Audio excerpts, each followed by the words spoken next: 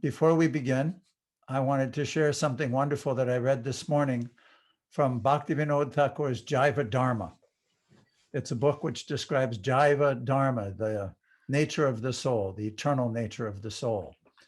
And in the later part of the book, a lot of it is dedicated to explaining more details from Rupa Goswami's Bhakti Rasamrita Sindhu and Ujjvala Nilamani about the nature of love of Krishna. And one of those sections was describing prema, Krishna prema, love of Krishna, and how there are different stages of love of Krishna. The example is given just like cooking sugarcane juice. It starts off like a very liquid, watery liquid, but as you cook it, it becomes thicker and thicker and sweeter and sweeter. So the development of love of Krishna is described like that. And in this particular part, it was describing the stage called sneha, melting of the heart. And there are three different stages of sneha: kanishta, madhyama, and uttama. First class, second class, third class, or neophyte, medium, and advanced affection. So kanishta sneha manifests by a melting of the heart when one is touched by the bodily limbs of the beloved, or one touches the bodily limbs of the beloved. Madhyama sneha is manifest as melting of the heart simply by seeing the beloved. But uttama sneha, the topmost melting of the heart, is manifest simply by hearing about the beloved. So I thought that was beautiful. And Samapriya, what did you want to say about that? Well, this opportunity of this Uttama Adhikari platform of developing love for Krishna is being offered here by Srila Prabhupada, by hearing his books and also chanting the holy name. So we're very fortunate to have that somehow or another. I mean, who are we, earthlings? So we're very fortunate to have that opportunity. Thank you all for joining. It also shows how it's one's attitude toward Krishna that will help us develop this love of Krishna. So let us go on to the reading. I'll share my screen.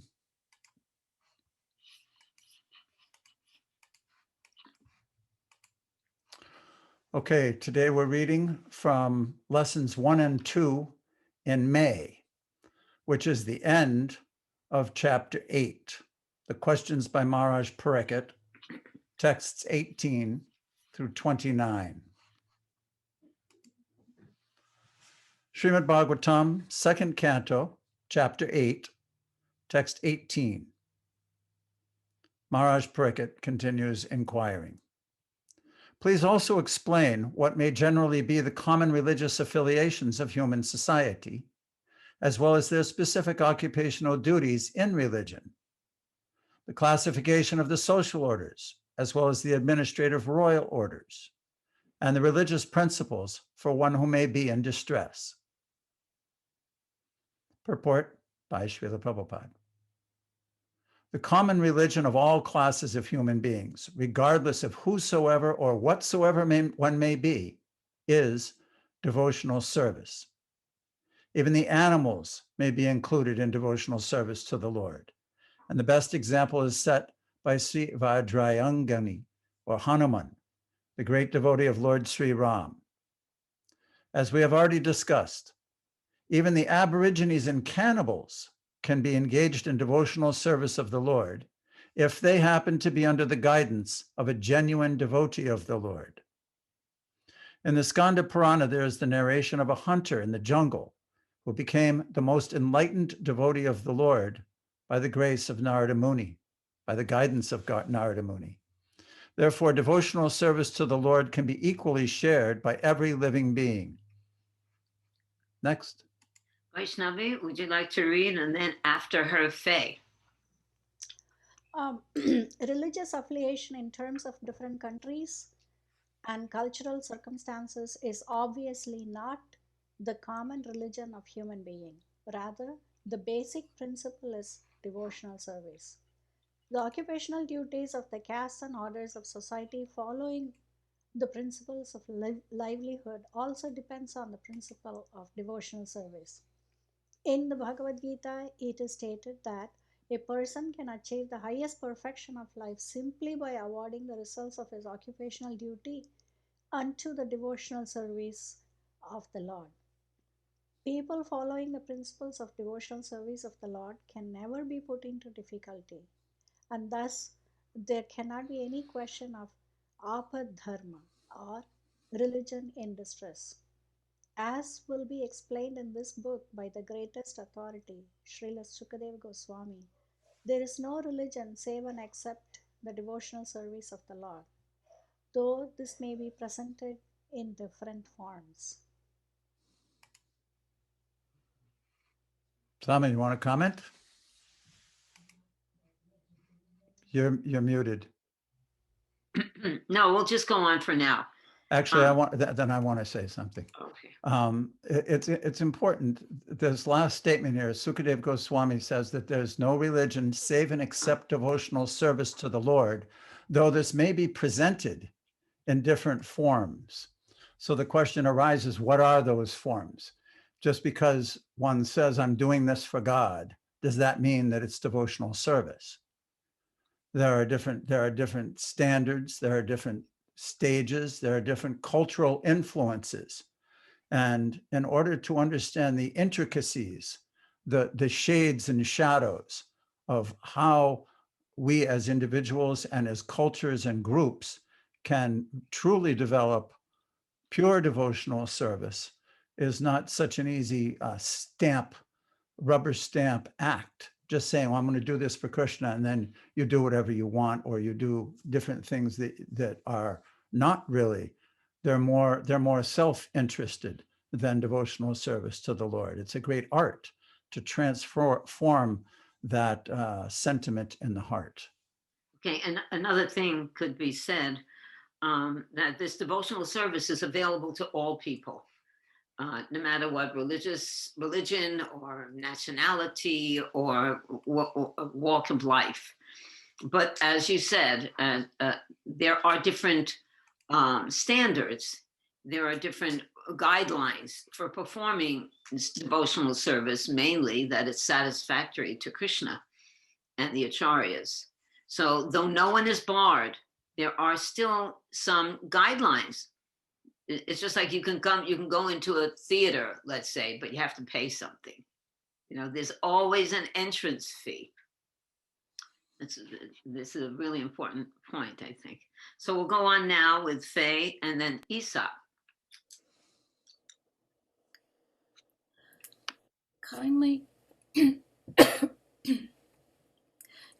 explain all about the elementary principles of creation, the number of such elementary principles, their causes and their development, and also the process of devotional service and the methods of mystic powers.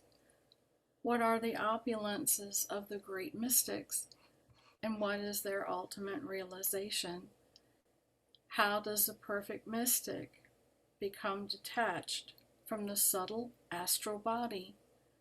What is the basic knowledge of the Vedic literatures, including the branches of history and the supplementary Puranas? The Yogisvara, or master of mystic powers, can exhibit 8 kinds of wonders of perfection by becoming smaller than the atom or lighter than a feather, getting anything and everything he desires, going anywhere and everywhere he likes, creating even a planet in the sky, etc. There are many Yogisvaras having different proficiencies in these wonderful powers, and the topmost of all of them is Lord Shiva. Lord Shiva is the greatest yogi, and he can perform such wonderful things far beyond ordinary living beings. The devotees of the Lord the Supreme Personality of Godhead, do not directly practice the process of mystic powers, but, by the grace of the Lord, his devotee can defeat even a great Yogisvara like Durvasa Muni, who picked a quarrel with Maharaja Ambarish and wanted to show the wonderful achievements of his mystic powers. Maharaja Ambarish was a pure devotee of the Lord, and thus, without any effort on his part, the Lord saved him from the wrath of Yogisvara Durvasa Muni, and the latter was obliged to beg pardon from the king. Similarly, at the time of Draupadi's precarious position, when she was attacked by the Kurus who wanted to see her naked in the open assembly of the royal order, the Lord saved her from being stripped by supplying an unlimited length of sari to cover her. And Draupadi knew nothing of mystic powers. Therefore, the devotees are also Yogisvaras by the unlimited power of the Lord, just as a child is powerful by the strength of the parents. They do not try to protect themselves by any artificial means, but are saved by the mercy of the parents. Thank you, Faye. Can you say something about the faith of these two devotees, Draupadi and Maharaj Ambarish? They were both pure devotees. They were both fully surrendered. And when impending doom or disaster was about to strike, the only solution they knew, and it was automatic, was to say, Krishna, Krishna, help me. Krishna, Krishna. They did not ask for any power to strike back. They didn't ask or worry at all about the solution to this horrific event. They trusted, and they trusted in the Supreme Lord completely, with complete faith. Thank you. That's beautiful. Okay, Can so I now, add something? yes, please.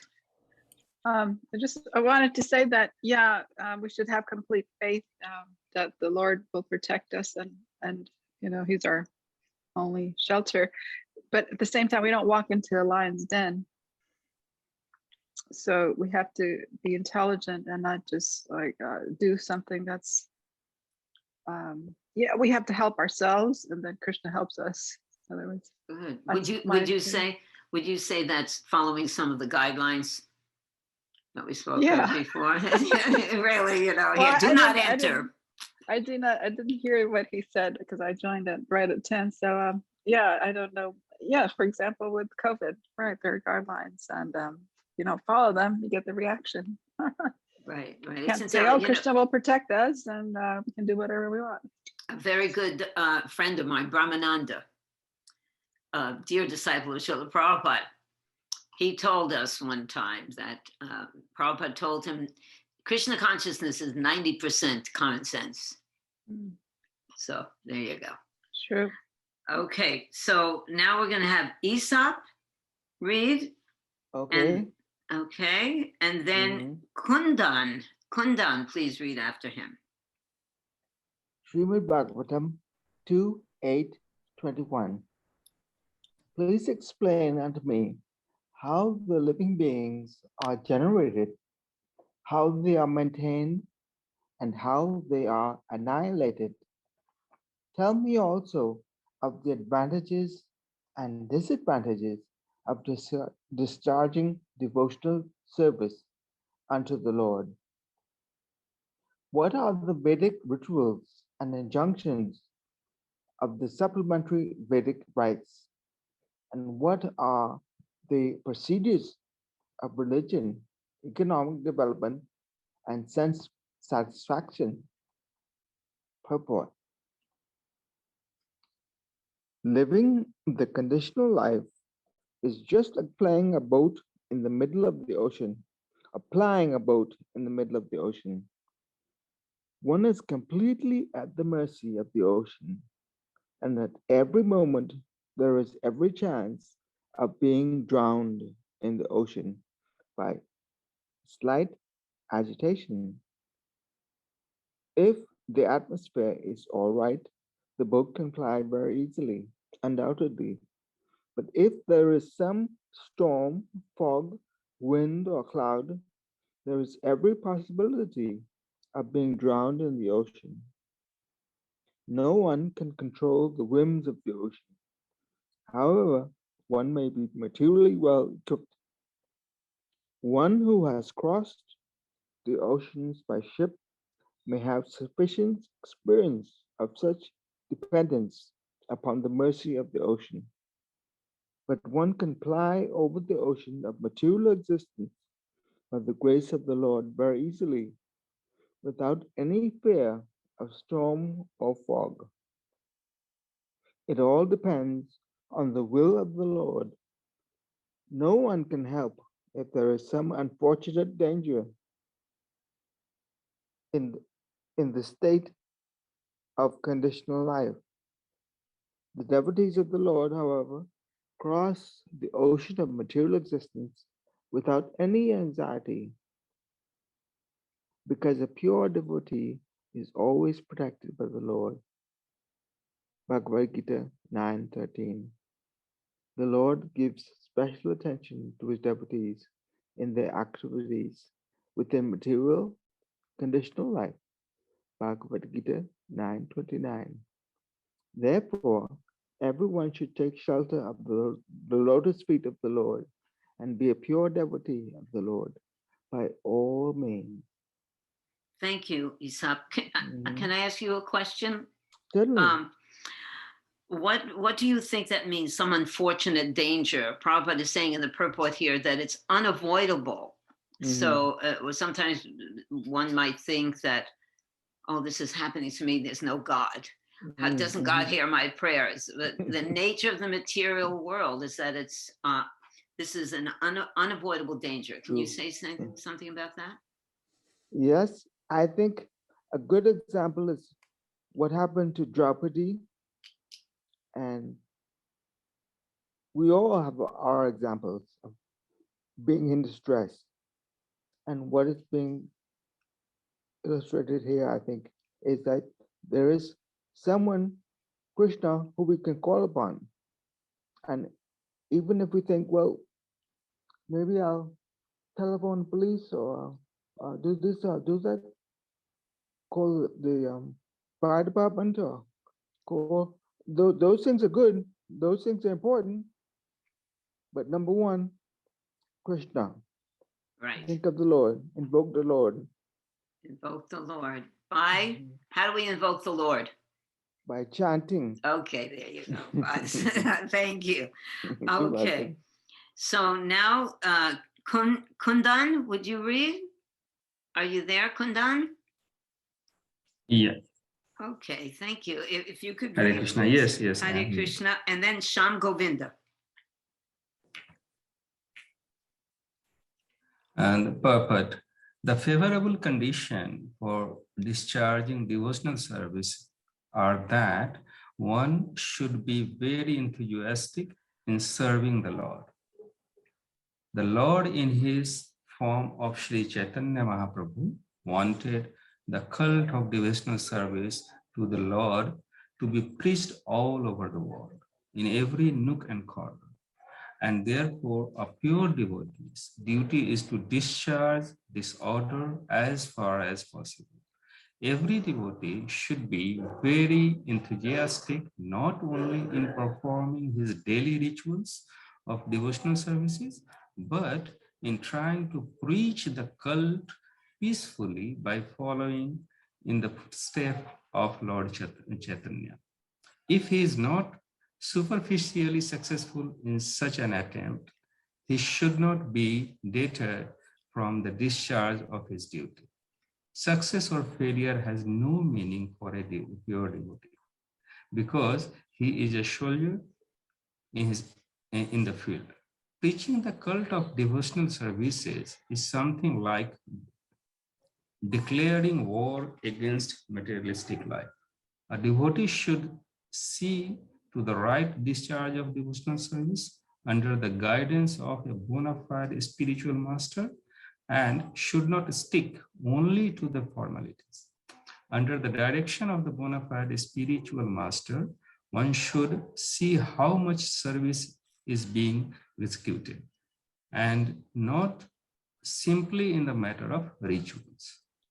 A devotee should not be hanker after anything, but he should be satisfied with things that may automatically come to him by the will of the Lord. That should be the principle of the devotional life.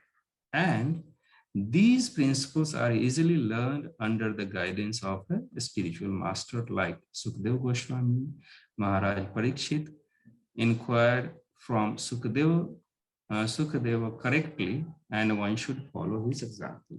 Similarly, the process of fulfilling the natural desires for sense gratification was not inquired about by the king for the benefit of all concerned.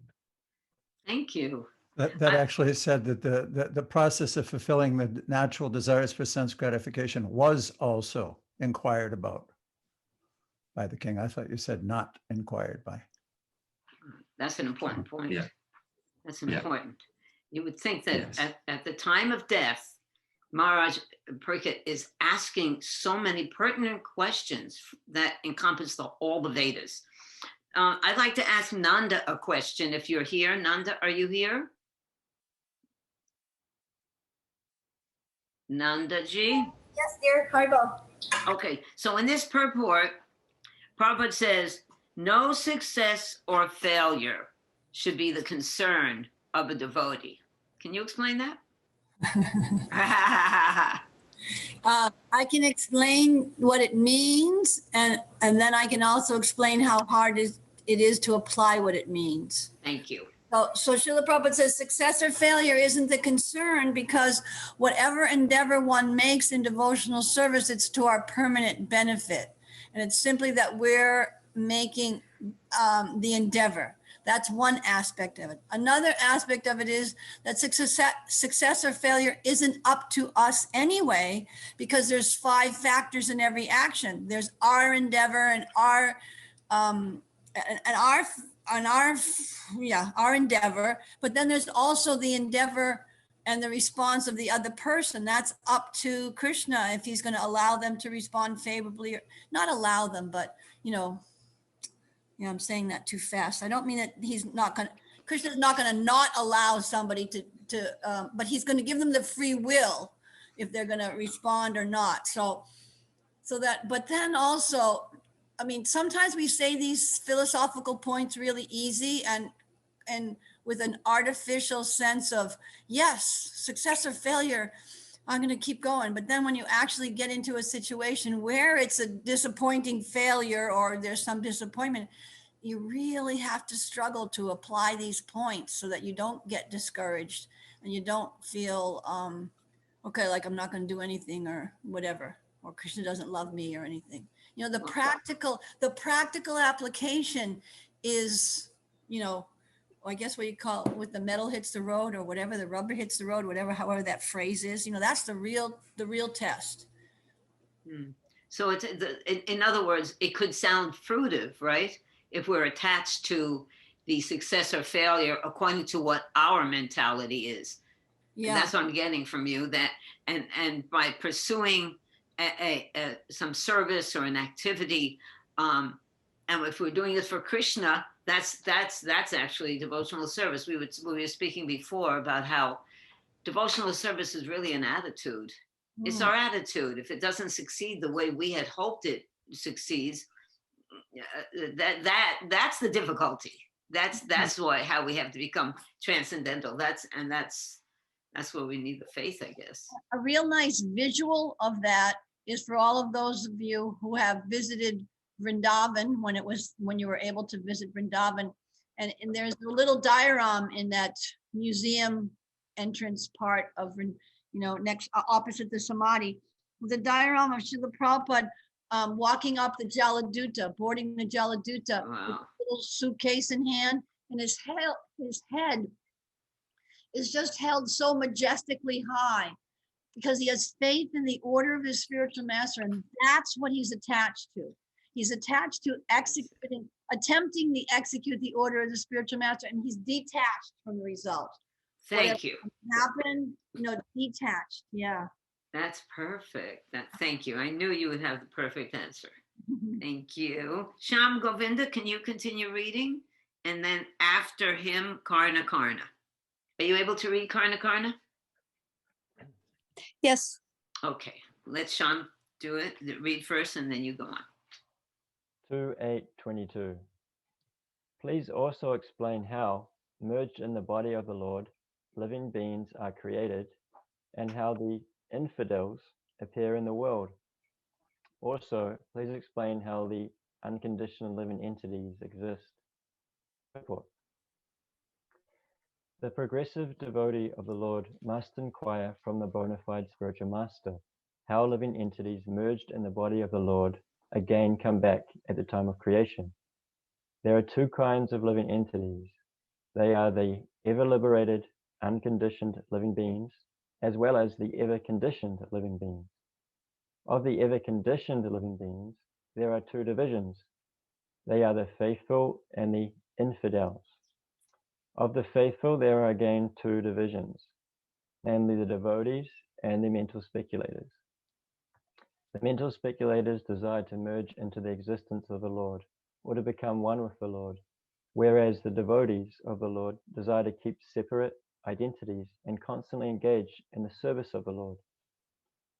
The devotees who are not fully purified, as well as the empiric philosophers, become conditioned again during the next creation for further purification. Such conditioned souls become liberated by further progress of devotional service to the Lord. Maharaj Parikshit asked all these questions from the bona fide spiritual master in order to become fully equipped in the science of God. Thank you. Do you see something in that purport that you'd like to expand upon? I can't see the purport anymore. Pati, put the purport back. Then you can see it. There we go. I didn't write it down, but I did see something. It's interesting. I don't remember ever, and I hope I'm pronouncing the word infidels. I don't remember reading that. Of course, it's Prabhupada's words here. Infidel is someone who doesn't follow religious principles, basically. Okay. So the question's being asked, at the time of creation, how do infidels appear in this world? Why and how do people appear who don't believe in God? Yeah. And also explain how the unconditioned living entities exist. Oh, that's what I was going to ask you. Do you see how Prabhupada is, again, infiltrating, condemning impersonalism, the desire to merge into the existence of the Lord, or to become one with the Lord? He's always giving the highest. It's the theme of the purport is he covers everything, but then he ends always giving the highest. So now that you say that, I can see that within this purport. Yeah, we're not satisfied as living beings without having a loving relationship with someone. So impersonalism destroys that. Of course, there might be awe in the presence of God, the awe about everything. You look up in the sky, it's awesome. But without love, we're very dissatisfied. Thank you. So who was next? Karna? Can you read next? And then, let me see, Madhurya. How about Radha after Karna? Okay. Srimad Bhagavatam 2:8:23. The independent personality of Godhead enjoys his pastimes by his internal potency, and at the time of annihilation, gives them up to the external potency, and he remains a witness to it all. Purport by Srila Prabhupada. Lord Sri Krishna, being the Supreme Personality of Godhead and fountainhead of all other incarnations, is the only independent person. He enjoys his pastimes by creation as he desires, and gives them up to the external energy at the time of annihilation. By his internal potency only, he kills the demon Putana, even though enjoying his pastimes in the lap of his mother Jasoda. And when he desires to leave this world, he creates the pastimes of killing his own family members, Yadukula, and remains unaffected by such annihilation. He is the witness of everything that is happening, and yet he has nothing to do with anything. He's independent in every respect. Maharaj Parikshit desired to know more perfectly, for a pure devotee ought to know well. What do you got to say about that? Well, okay, I got a hard one. I would say that Maharaj Parikshit's questions are getting deeper, whereas in the first part, he just wanted to know what you should think about the time of death. Now he's getting into the mystic powers and creation of planets, and now he's asking about the internal, external potencies. So I don't know much about how Krishna uses his external potency to finish the creation. Does that mean Lord Shiva finishes it for him? Or how does that work? Yeah, Lord Shiva's in charge of destruction. So that's his external potency, finishing up the creation like that? Yeah, this is a big subject matter, and we will go on with that. But certainly, go on, Patti. It's a good point that Karna brought up, that in the very beginning, the first part of the conversation between Maharaj Parikshit and Sukadev Goswami, he asked, now I'm about to die, what should I do? And Sukadev Goswami became inspired and spoke several verses and explained about the Lord. Then King Parikshit asked a little bit more about the creation, and the conversation went between Narada and Brahma was referenced. And now, after hearing some of the details, he's going even further into it. And we should note that these questions in this particular chapter set up the foundation for quite a bit of Srimad Bhagavatam as it will progress. So it was a good point, excellent point, Karna, that his questions are getting deeper. Thank you. Manvantara, would you continue? And after Manvantara, Ian.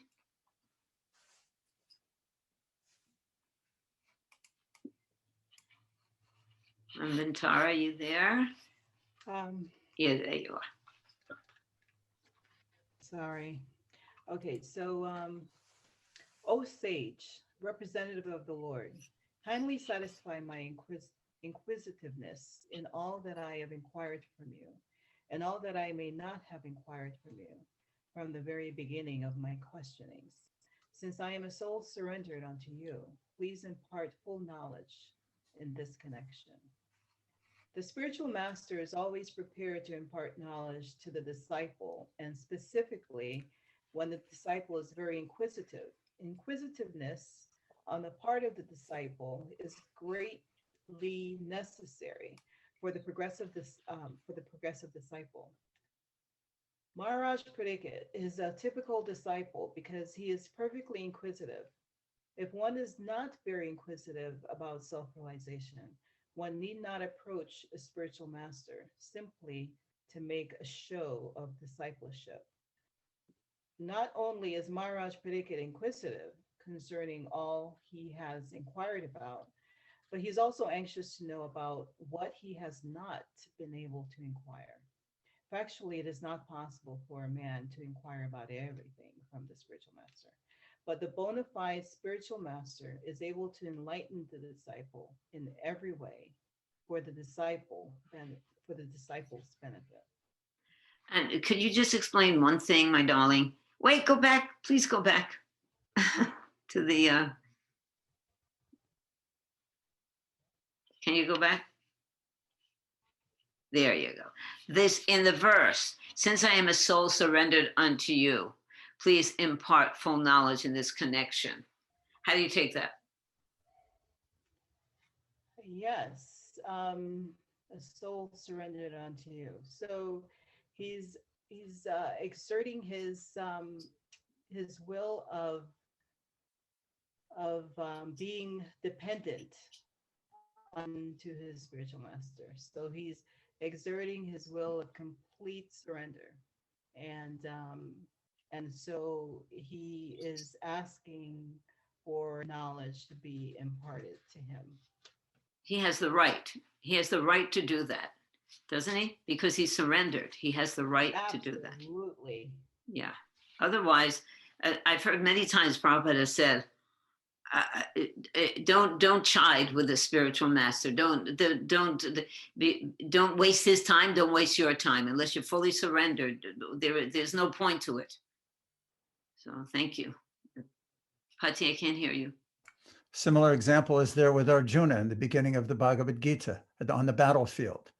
Srila Prabhupada points out that when Arjuna became completely bewildered about what to do, his relationship with Krishna up to that point was pretty friendly. They were more or less friends. But at that point, when he says, Shishyeham, I become your disciple, please instruct me, that dynamic changed the relationship. At that point, he's a surrendered soul and has to follow what the spiritual master says. It's not just a friendly conversation. You give me your opinion, let me think about it, and then I'll decide what I want to do. That's not the attitude of a disciple. The disciple has to, is supposed to cultivate the attitude that I'm bewildered, I don't know what to do, please instruct me, and I will do that. In other words, I am a soul surrendered unto you, is what he's saying. He's going to die. He's asking, what should I do? He's not going to say, I'll think about it after Sukadev Goswami instructs him. No, he's surrendered. He will do what's being told. There's no argument. There's no argument whatsoever.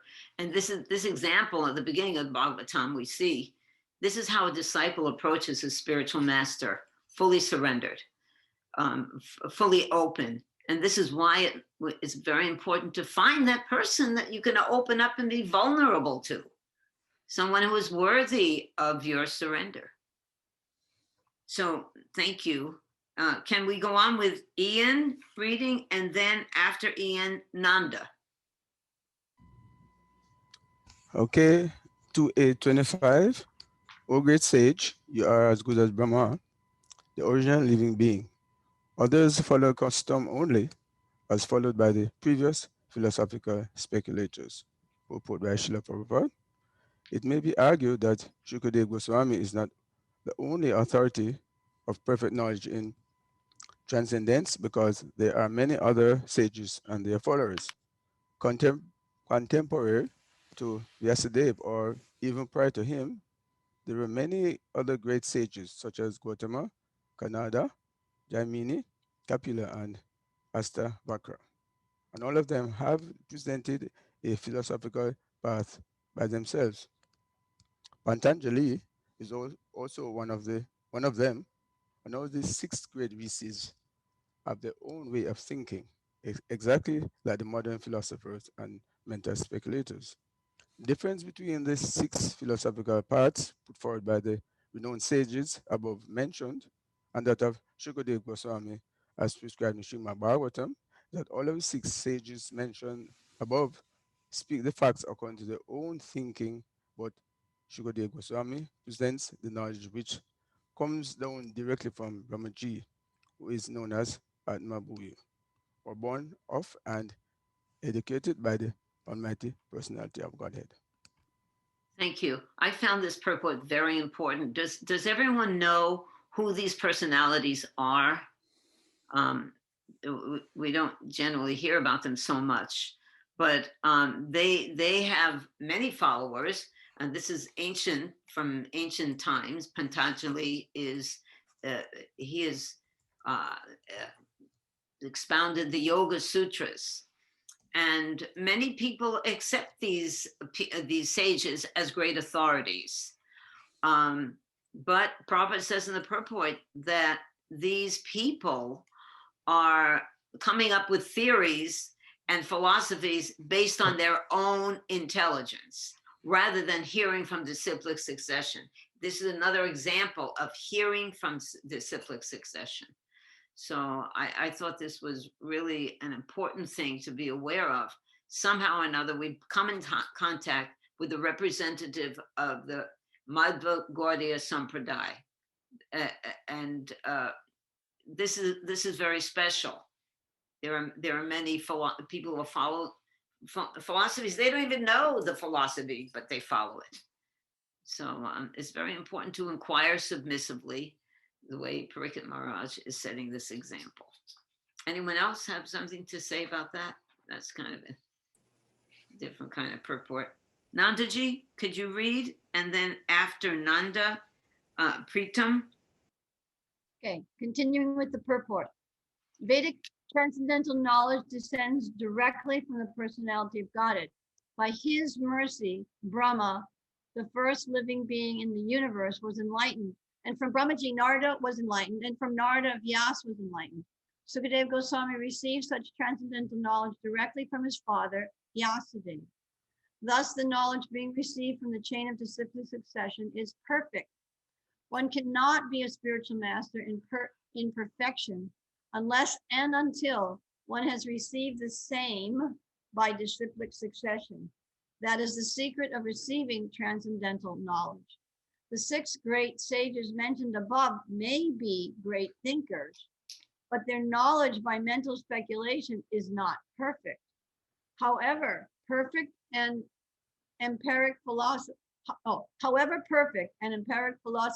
may be in presenting a philosophical thesis, knowledge is never perfect because it is produced by an imperfect mind. Such great sages also have their disciplic successions, but they are not authorized because such knowledge does not come directly from the independent Supreme Personality of Godhead, Narayan. No one can be independent except Narayan. Therefore, no one's knowledge can be perfect, for everyone's knowledge is dependent on the flickering mind. Wow. Mind is material, and thus knowledge presented by material speculators is never transcendental and can never become perfect. Mundane philosophers, being imperfect in themselves, disagree with other philosophers because a mundane philosopher is not a philosopher at all unless he presents his own theory. Intelligent persons like Maharaj Pariksit do not recognize such mental speculators, however great they may be, but hear from the authorities like Sukadeva Goswami, who is non-different from the Supreme Personality of Godhead by the Parampara system, as is especially stressed in Bhagavad-Gita.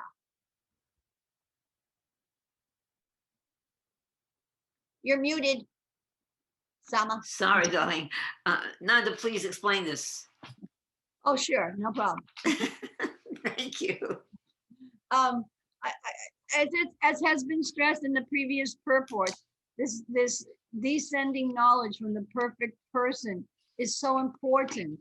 So these 6 philosophers that were mentioned, you know, the 6 Darshans of India, that's the view of reality. They're the ones who they're the ones who developed their system of knowledge, and it starts with them, and then they have a succession from them. But Prabhupada points out it's not perfect because they're not perfect. Just as Prabhupada would point out that any scientific instrument, like the scientists who look or are trying to look and see the different planets in the sky, their instruments are created by imperfect persons. They're imperfect, and then they come up and say, oh yes, this planet is such and such, and there's just dust on it or whatever.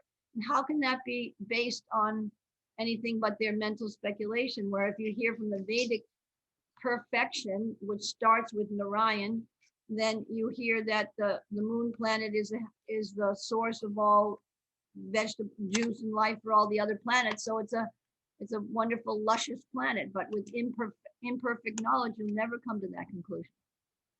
Right. Thank you. And Prabhupada said, when they said, oh, Prabhupada, they went to the moon. And Prabhupada said, oh, yes, what did they see? It's only dust. They did not go to the moon. Hare Krishna. Thank you. Now, Pritam, and then Madhurya Leela, and then Tisha. Okay. Text 26. O learned Brahmana, because of my drinking the nectar of the message of the infallible personality of Godhead, which is flowing down from the ocean of your speeches, I do not feel any sort of exhaustion due to my fasting. Purport by Srila Prabhupada. The disciplic succession from Brahma, Narada, Vyasa, and Sukdev Goswami is particularly different from others.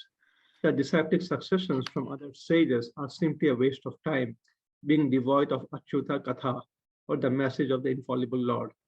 The mental speculators can present their theories very nicely by reason and arguments, but such reasons and arguments are not infallible, for they are defeated by better mental speculators.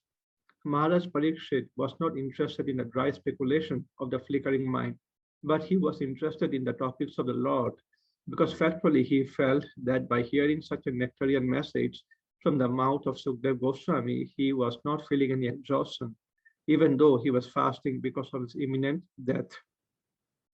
The message of the Lord, especially from a personality like Sukdev Goswami, can never be tiring, even though one may be exhausted from other causes. In some editions of the Srimad Bhagavatam, the text of the last line of this verse reads, Anyatra Kupitad Vijat, which means that the king might be overwhelmed by the thought of his imminent death by snake bite. The snake is also twice born, and its anger is compared to the cursing Brahmana boy who was without good intelligence. Maharaj Parikshit was not at all afraid of death, for he was fully encouraged by the message of the Lord. One who is fully absorbed in Achyuta Katha can never be afraid of anything in this world. Okay, that last sentence, one who is dependent on the Lord cannot be afraid of anything in this world. Can you talk a little bit about that, Pritam? Do you have experience of that? Not being afraid of anything because you're fully dependent on the mercy of the Lord? I'm not there yet, but hope to be there someday. But that's it. I mean, once you are so connected with the Lord, when you are in deep love with the Lord, it doesn't really matter whether you live or die, right? You are always trying to serve the Lord, hear his glory, chant his holy name. And that's what Maharaj Parikshit is basically trying to say, that he's really encouraged by the message of the Lord. Death doesn't really overwhelm him. He really knows that basically means the annihilation of this body, but the spirit's soul is eternal. It's always there. It's always connected with Krishna. So what is there to be afraid of? So it's important to continuously hear this, because if fear can creep in very easily unless we're constantly hearing. We forget. We're conditioned souls. We have very small brains. So that's a reason we have to continue to hear, so we'll become fearless. Patti, can you say something about fearlessness? Actually, I was going to bring up something else. Okay, that's better. Well, it's not better. It's just what it is. We should note, one of the things that I like to keep everybody's attention on are the different themes and transitions as we go through the book, because it helps us understand more clearly what's happening and how it's relevant. So at this point, Maharaj Parikshit is saying, "Oh, Brahman, because I'm hearing from you, I'm not even bothered by the fact that I'm not tiring, by the fact that I'm fasting." He's not asking a question. He's concluding his questions. So the questions have been asked, and now it'll switch to Sutta Goswami back at the sages of Namasaranya. So I just wanted to bring that point up in noting where we're headed at this point. Nanda has her hand up, and after Nanda's hand is down, then Madhurya, Leela, and Tisha. I just wanted to add something to what, and it goes along with what Dhruva Maharaj just said. Regarding Maharaj Parikshit, he's saying, and I'm not tired and I'm not thirsty because I'm drinking the nectar of hearing these narrations. But it's interesting, because how did Maharaj Parikshit get into that situation to begin with? Because he was tired, because he was tired, because he was thirsty, he was pushed by those urges of the senses, and he put the garland over Samika Rishi, and then he got the curse. So it's very interesting that he's mentioning that fact. And then another, just a little curiosity question, one of the very last sentences said the snake is twice born. Is that referring to the fact that the snake in the purport, is that referring to the fact that a snake is first born? If snakes are born in eggs and then they come out? I mean, because how is he saying his snake is twice born? Did you see that in the last line of the Yeah. I was thinking because a snake sheds its skin, but I could be wrong about that. That was my Yeah. understanding of it. But did you have another understanding? No, I also thought like Nanda that the egg is first born from the mother, then the living entity comes out of the egg. So there are two births. But I also get that one of the coming out of the I skin didn't know also. that snakes were born from eggs. Yeah, I don't know if they are either. Well, Yes. We got to do Yes, research. yes. Yes, they are. Yeah, they're Oh, reptiles. they are. Okay, well, there you go. Answer. Good. Thank you. All right, we're going to go on now with Madhurya Leela and then Tisha. 2:8:27. Sutta Goswami said, thus Sukadeva Goswami, being invited by Maharaj Parikshit to speak on topics of the Lord Sri Krishna with the devotees, was very much pleased. Prabhupada's purport. Srimad Bhagavatam can be legitimately discussed only among the devotees of the Lord. As the Bhagavad-Gita was authoritatively discussed between Lord Krishna and Arjuna, the Lord and the devotee respectively. Similarly, Srimad Bhagavatam, which is the postgraduate study of Bhagavad-Gita, can also be discussed between the scholars and devotees like Shukadeva Goswami and Maharaj Parikshit. Otherwise, the real taste of the nectar cannot be relished. Shukadeva Goswami was pleased with Maharaj Parikshit because he was not at all tired of hearing the topics of the Lord and was more and more anxious to hear them on and on with interest. Foolish interpreters unnecessarily tackle the Bhagavad Gita and Srimad Bhagavatam when they have no access to the subject matter. There's no use in non-devotees meddling with the two topmost Vedic literatures, and therefore Shankaracharya did not touch Srimad Bhagavatam for commentation. In his commentation to the Bhagavad Gita, Sripad Shankaracharya accepted Lord Krishna as the Supreme Personality of Godhead, but later on he commented from the impersonalist view. But being conscious of his position, he did not comment on the Srimad Bhagavatam. Srila Sukadeva Goswami was protected by Lord Krishna, Vide Brahma Vaivarta Purana, and therefore he is known as Brahma Rata. And Sriman Parikshit Maharaj was protected by Vishnu, thus he is known as Vishnu Rata. As devotees of the Lord, they are always protected by the Lord. It is clear also in this connection that a Vishnu Rata should hear Srimad Bhagavatam from Brahma Rata and no one else, because others misrepresent the transcendental knowledge and thus spoil one's valuable time. What could you explain a little bit about that, Madhurya? That last section, who to hear from? Yeah, you can't hear from just anybody because like we talked about already when Nanda was explaining that it has to go back to through the disciplic section to all the way to Krishna, the Supreme Lord, because then by whoever, hundreds of disciples down the road, we can be very faithful. We can be very sure that we're hearing the original words that Lord Krishna spoke, and can have faith in those. And yeah, so I was also thinking that it was very good to know where your limitations are, like with Sripad Sankaracharya.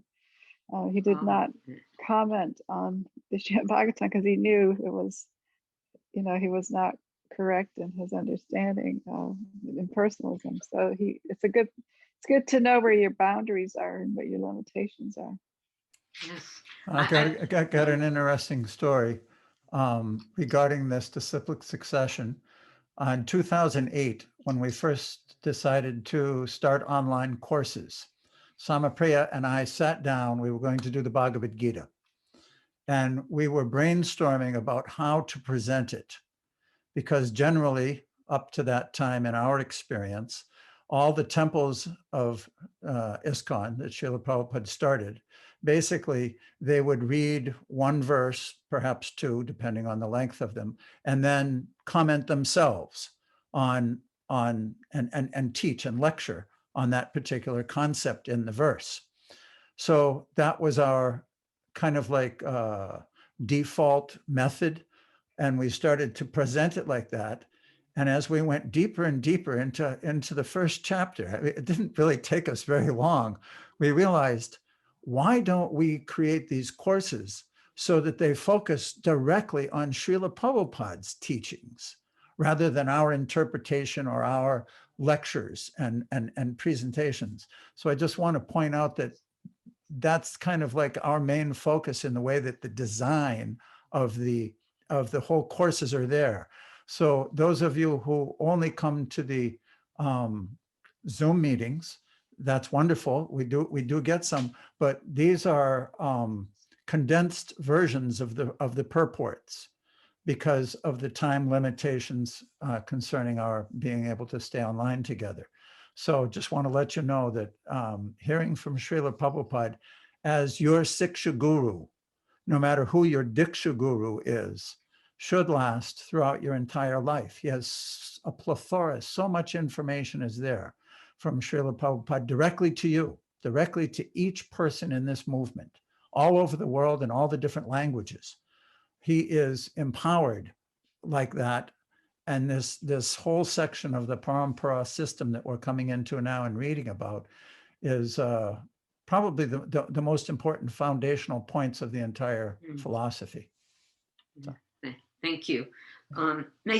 Just in regard to what my husband just said about beginning our courses online, it made it much simpler.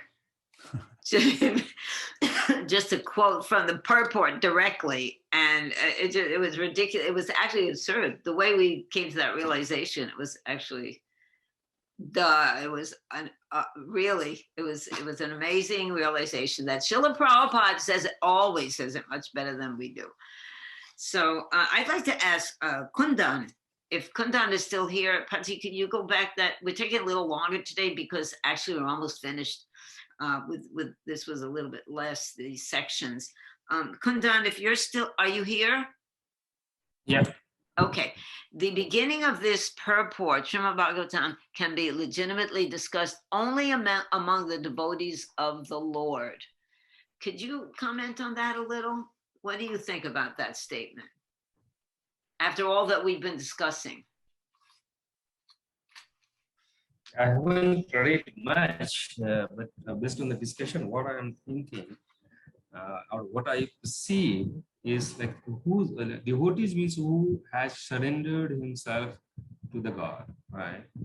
And if he has not surrendered, he will misinterpret the teachings of any purport or any sloka. That is what I'm That's very good. Thank you. That is absolutely I think that he hit it right on the head. What do you think, Patti? And you're muted, but I'm sure he agrees. Okay, let's go on now with Tisha. And remember to unmute yourself if you're speaking. Yeah. You know, I just want to acknowledge that you can spend every hour of every day reading all kinds of spiritual information and a little bit of this and a little bit of that. And I mean, there's so much information that we have available to us. It's really fascinating to me that people can come to ISKCON and just kind of latch on, because I know all of us have probably read so many different kinds of paths and processes and procedures and yoga and this and that, and it's very difficult to be out there in the world with all this information right at our fingertips. Thank you. Okay. We have to be very discerning. We have to be very discerning, and that's what we're learning, how to be very discerning, to hear from the perfect person. Yeah. And then you can fully have full faith. Otherwise, you're going to get all mixed up. Yeah. That's true. Prabhupada also says somewhere in the first canto, one of the purports, the very first sentence is, accepting anything that is good from any source is called intelligence. Then we have to learn actually what is good by hearing from the perfect person. Yes. Yeah. Okay. Okay, thank you. Okay, go on now. Thank you, Vaishnavi. That Vaishnavi always comes up with very pertinent points. Thank you, sweetie. Go on, Tisha. Verse 28. He began to reply to the inquiries of Maharaj Parikshit by saying that the science of the personality of Godhead was spoken first by the Lord himself to Brahma when he was first born. Srimad Bhagavatam is the supplementary Vedic literature, and it is just in pursuance Frozen. of the You're Vedas. frozen. Okay. Tom's Tisha, you're breaking up. Misrepresent. Tisha, you're breaking up. So can you stop your video, turn off the video so that we can just hear you? That will save the bandwidth. Did you hear him, Tisha?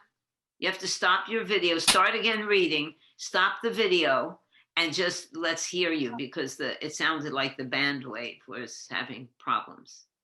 Okay? Okay. Oh, I can't hear you. Yeah. I don't think, can anyone hear Tisha? No. I cannot, no. No. Tisha, my darling, no one can hear you. So. Can you hear me now? Yes, now Okay. we can hear you. Yes. Where shall I start? From the beginning. Okay. He began to reply to the inquiries of Maharaj Parikshit by saying that the science of the personality of Godhead was spoken first by the Lord himself to Brahma, when he was first born. Srimad Bhagavatam is the supplementary Vedic literature, and it is just in pursuance of the Vedas. Purport by Prabhupada. Srimad Bhagavatam is the science of the personality of Godhead. The impersonalist always tries to misrepresent the personal feature of the Lord, not knowing the science of this great knowledge. And Srimad Bhagavatam is in pursuance of the Vedas and scientific knowledge of the personality of Godhead. To learn this science, one should take shelter of the representative of Sri Sukadev and follow in the footsteps of Maharaj Parikshit, who, without foolishly attempting to interpret, thereby committing a great offense at the feet of the Lord.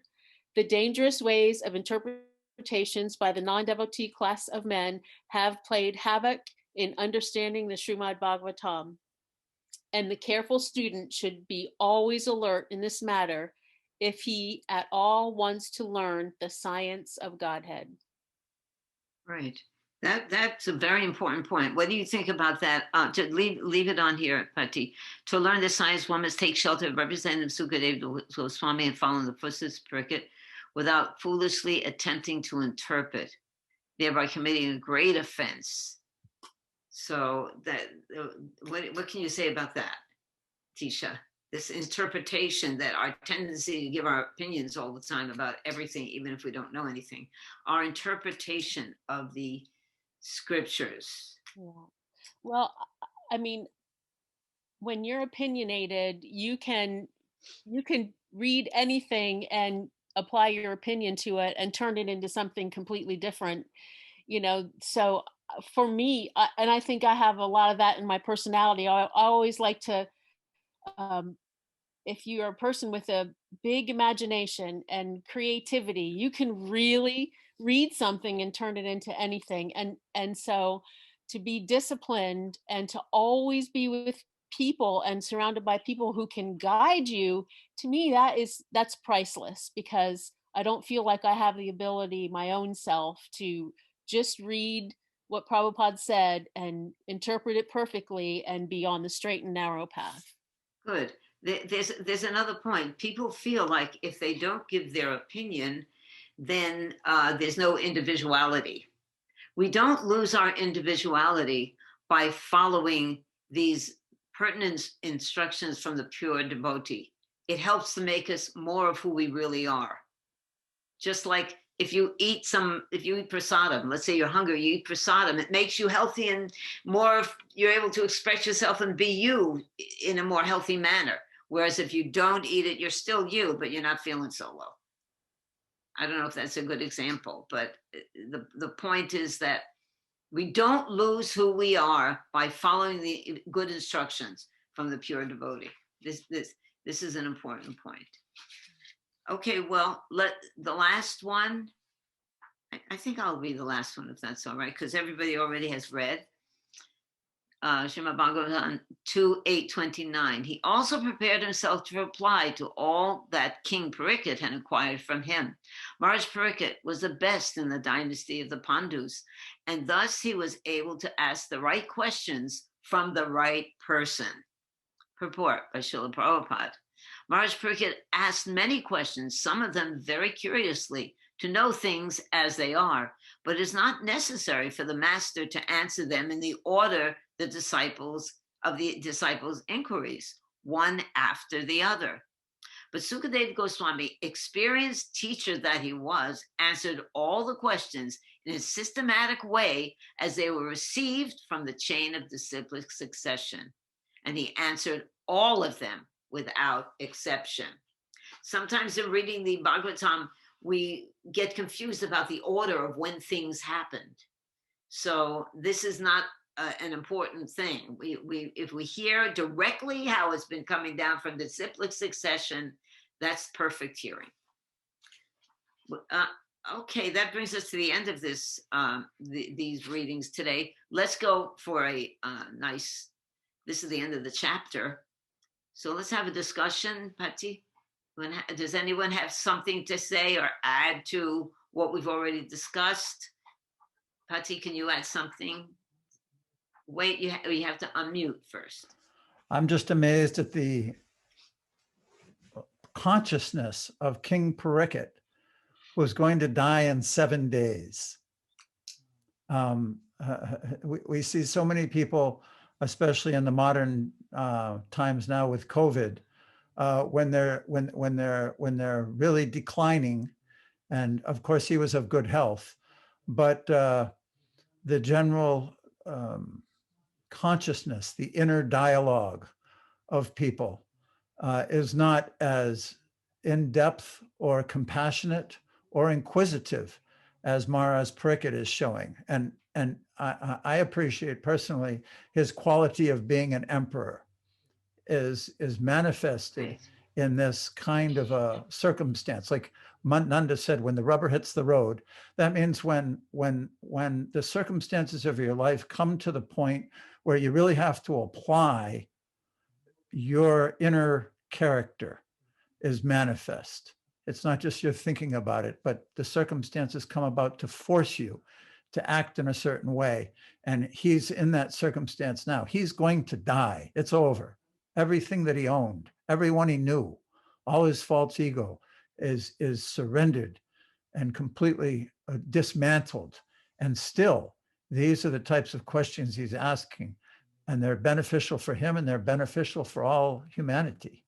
I'm very much appreciating this reading. Yeah, he's an emperor, so he's always concerned about his praja. So the questions that he's asking are for the benefit of everyone, even though he's going to die. That would be hard to ask. Let me ask questions that put yourself in his position. You're about to die, and you're asking Sukadeva Goswami questions that would benefit the whole universe. That's a very exalted position. But that's the position of a pure devotee. He's always interested in the welfare of others. Why? Because he's very certain of his relationship with Krishna, and he knows he's not this material body. He's eternal. Okay, so does anyone else have anything to say? Everyone's totally satisfied. Can I ask something? Yes. Just ask just for clarity, because Okay, Mother Nanda had mentioned about the twice born snake.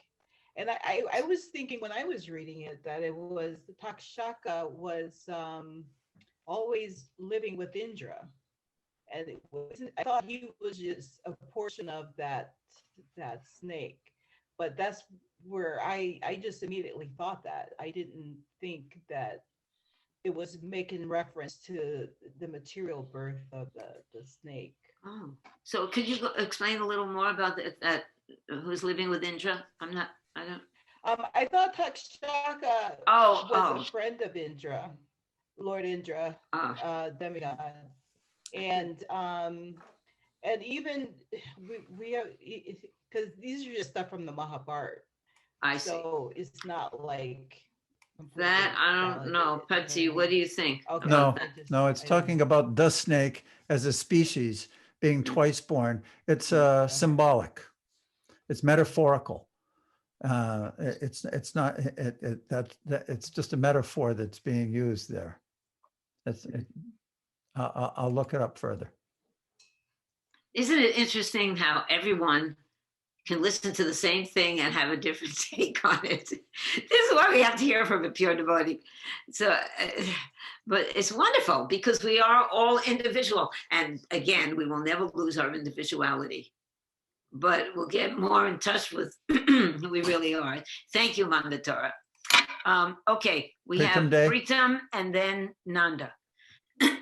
My question is regarding the upcoming chapter, chapter 9. I know that it's one of the most, I would say, philosophically deep and one of the most important chapters of Srimad Bhagavatam, because it contains Chatusloki verses. And I wanted to ask you, I mean, what would be your guidance about reading this chapter? Because when I read it once, I mean, it was very, very hard for me to follow all the concepts that Srila Prabhupada is explaining. So could you give us some guidance about how we should read it, what kind of mood, what we should be looking out for based on your experience of studying this chapter? Patti, that's for you. Oh, okay. The reason that it's so foundational is that it's the first created being, Lord Brahma, and describing how he was completely alone in a dark universe with no understanding of what he should do. Imagine appearing all alone in a universe with no association, no one there, nothing but darkness. And he heard the words tapa, which meant to do tapasya, which indicate that this entire universe and everyone in it is meant to do some sort of tapasya.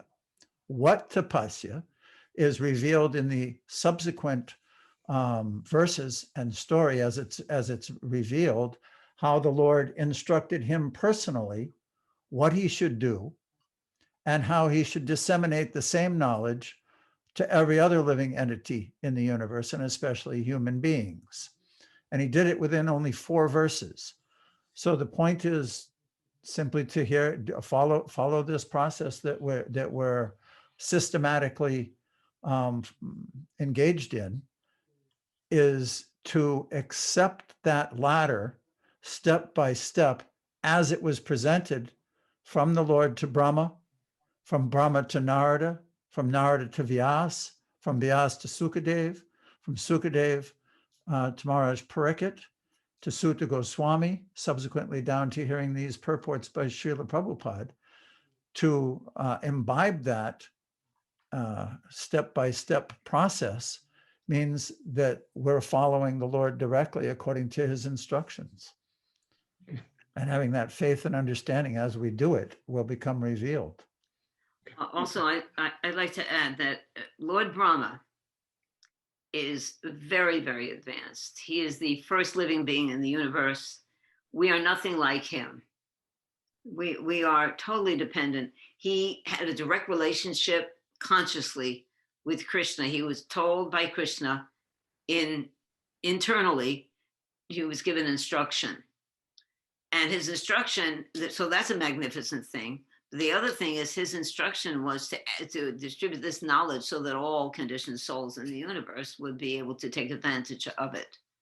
Those were the 2 things that I thought of when you spoke. Nanda, is that all right? Pritam, did you get it? And also, studying like this, reading the verses, writing the essays, getting absorbed in the teachings and the words of Srila Prabhupada and the verses and the purports. This is how we go deeper into understanding it. I'm having a great time reading the second canto. I'm going because I'm thinking about it so much. It's, you know, so I think this kind of studying will be magnificent with the Chaturshloki. I think we'll all appreciate it. Nanda, did you have something to say? Yeah, I'm going back to Manvantara's comment. Oh, good. Sorry, because it brought up another idea I had. But okay, so Bhagavad-Gita Chapter 3, when Krishna, the Lord says, the Lord of all beings sent forth generations of men and demigods that be not happy with this yajna. That verse, I'm referring to that verse, and I believe it's in Chapter 3, but of the Gita. So in the purport, Prabhupada talks about it's referring to the Lord Vishnu, but he also mentions that some of the acharyas say that it refers to Lord Brahma. He mentions that it refers to Lord Brahma because Brahma was the father, blah, blah, blah, blah. So sometimes there's different takes, like Shama was saying, that we all have different takes on the thing, but the ultimate conclusion is that everything, do your activities to serve Krishna. So that was the introduction to my statement, which I'm going to make now about the snake, because I thought of another idea how the snake is twice born, because the snake that actually came to bite Maharaj Parikshit, first he was in the form of a Brahmin. And then as he approached, then he took the form of a snake. So maybe he's twice born there. So it was just another idea that popped into my mind that I thought I'd share. Sorry. Anyway, you're muted, Sam. 3 times born, because he was already twice born, being a Brahmin, and then he became a snake. And we've all been born so many times. All right, we're getting off the track. Okay, thank you, Nanda. And Manvantara, I hope that helps clear things up more. Okay. All right, so I think, Pati, should we end it now? Is everyone good? Okay, so we'll see you next week. And everybody have a wonderful Krishna conscious week. Thank you for your association. Thank you. Hare Krishna.